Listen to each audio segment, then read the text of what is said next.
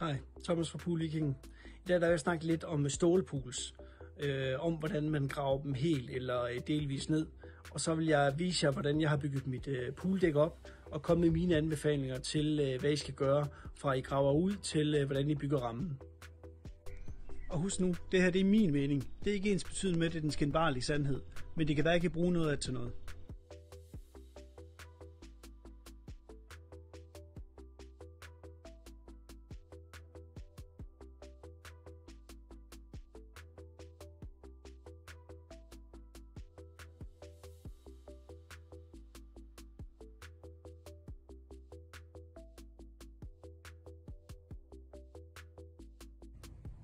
Der er en ting, I skal være opmærksom på, når I skal til at grave jeres pool ned. Og det er simpelthen, at hvis man, nu snakker jeg bare princippet med, hvis man bare graver det ned og fylder jord i, jamen så kan det sådan set godt holde. Det er ikke noget problem. Men alle sammen, af min påstand, af os, der har pool, har prøvet at måtte tømme poolen for vand af den ene eller den anden årsag. Det kan være, at den skal tømmes på grund af, at man har fået klorlås. Men det man også skal huske på, det er med de her pools med liner, det er, de har også begrænset levetid.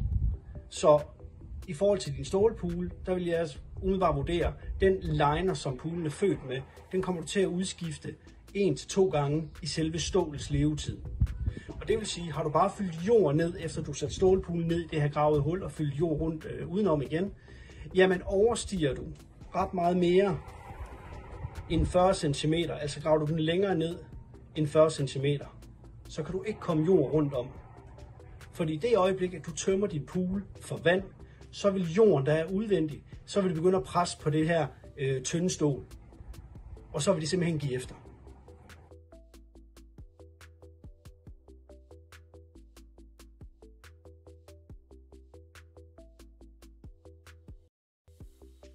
Trykket i poolen. Jamen, hvis man tager sådan en ring her, som jeg har her, og man så ligesom viser her, at jamen, det her det er en ganske almindelig rund pool, så kan man jo sige, at trykket, fordi vandet er jo inde i her, det vil jo presse ud af alle sider. Så når man gør sådan her, så vil presset, altså vandet, presse ligeligt over det hele. Så snart man kommer over og så siger, at det bliver en oval pool, jamen, så kan I prøve at se her, hvis jeg presser dem sammen og giver slip, hvad sker der så? Så kommer den ud igen. Så det vil sige, trykket på en oval pool på siderne er meget større, og det er derfor, at man skal have det forstærket. Min pool, den er gravet 1/3 ned i forhold til poolens dybde. Det har jeg gjort, fordi jeg har ikke haft maskiner på. Jeg har gravet hullet ud manuelt, og det var altså hårdt nok at fjerne de her 40 cm.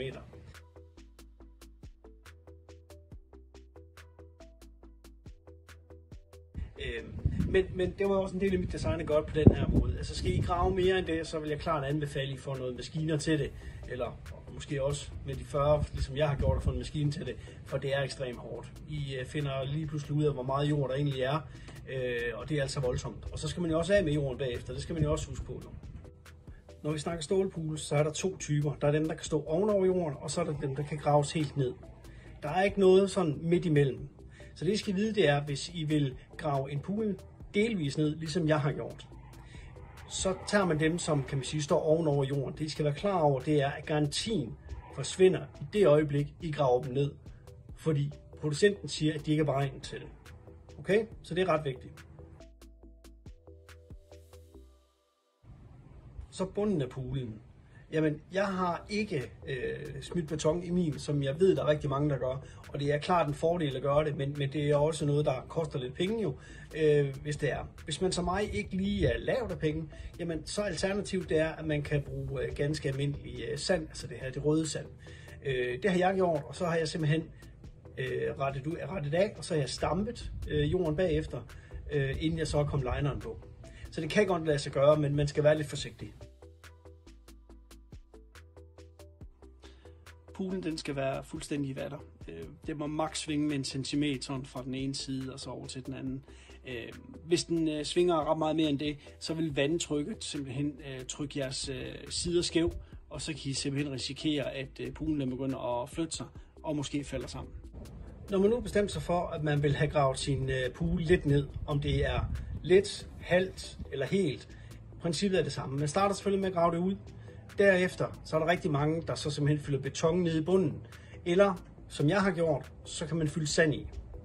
Derefter så sætter man stålpoolen ned i hullet. Og hvis man bruger sand, så skal man så igen afrette og stampe sandet og skylle det lidt med noget vand også under processen. Når man har gjort det, så inden man kommer lineren i, så vil jeg anbefale, at hvis man siger, at det her det er poolvæggen, og det her det er bunden, så vil jeg anbefale, at i det hjørne her, der så er hele vejen rundt langs ens pool, at man enten kommer skumgummi eller sand i en vinkel 45 grader.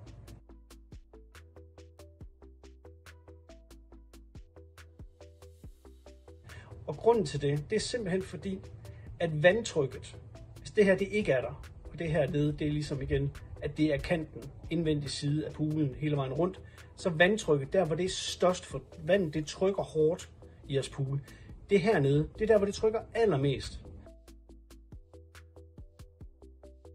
Og jeg har set pools, hvor man ikke har lagt den her kant. Jeg siger ikke det sker, men det kan. Og det der gør, det er så, at selve stålpoolkanten, den begynder at løfte sig. Og så kommer lineren ind under, og så kommer de to ting i klemme. Så vigtigt, lad være med at glemme den ting. Det skal I huske. Når I har gjort det, så sætter I lineren i hele vejen rundt. Så hælder I lidt vand ind, måske sådan her. I går dernede samtidig. Og så sparker man simpelthen til lineren, for ligesom at glatte den ud for ujævnheder.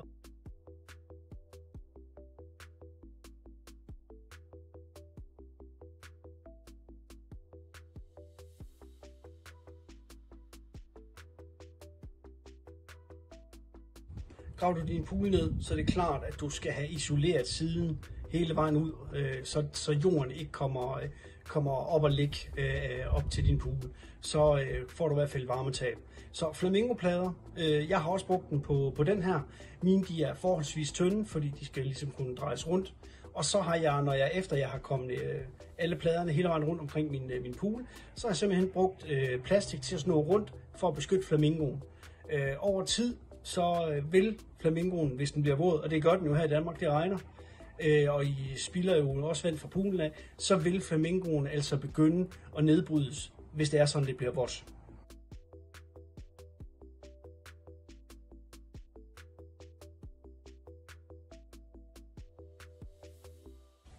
Når I så har fået vand i poolen, så skal I til at bygge et træskelet rundt omkring, fordi det er jo det her dæk, I gerne vil have lavet. Det, I skal starte med, det er at lave en firkant af rækler, okay? Og det er så den yderkant, ligesom jeg har her på min pool hele vejen rundt. Den starter jeg med at lave. Når I har lavet den her firkantede ramme, så sætter I 4 stolper i hjørnerne, og så nivellerer I simpelthen ud med vatterpas, snor måske også, til den står fuldstændig i vatter i forhold til den højde, I vil have.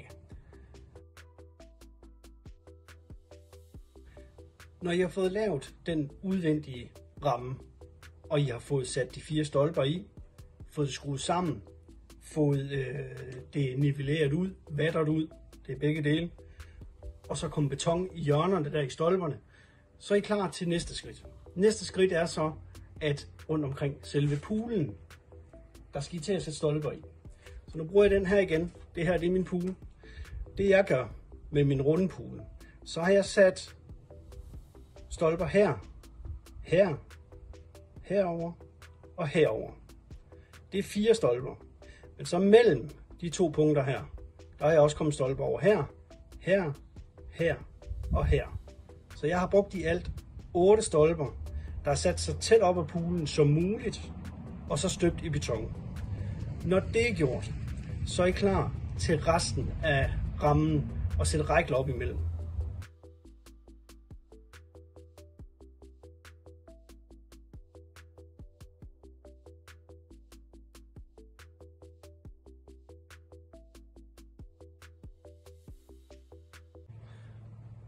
Under mine terrassebrædder her på pooldækket, der er der selvfølgelig bygget en ramme op, efter man har støbt de her stolper. Og i mit tilfælde, der har jeg brugt rækler, og der vil jeg bare lige skynde mig at sige, lad være med at have for stor afstand, når det er sådan, at I har de her rækler. Lad være med det. Ha' samme udgangspunkt, som når I bygger en terrasse, det vil sige, fra rækkel midt til rækkel midt, der skal der maksimum være 60 cm. Og jeg vil også anbefale, at det ikke kun er på den ene led, det er også på den anden led, I gør det. Og grunden til det, det er simpelthen, at jamen, for eksempel, jeg har haft, eller min teenager har haft en lille poolfest for et par uger siden, og der stod de altså og hoppede og dansede og hyggede sig herovre. Og der skal dækket altså kunne holde. Så det er ikke nok med bare lige at tænke, men det er ikke så slemt. Samtidig med, jo kortere afstand I har, jo mindre giver dækket sig. Så samme princip som med interesse, max 60 cm fra række midt til midt.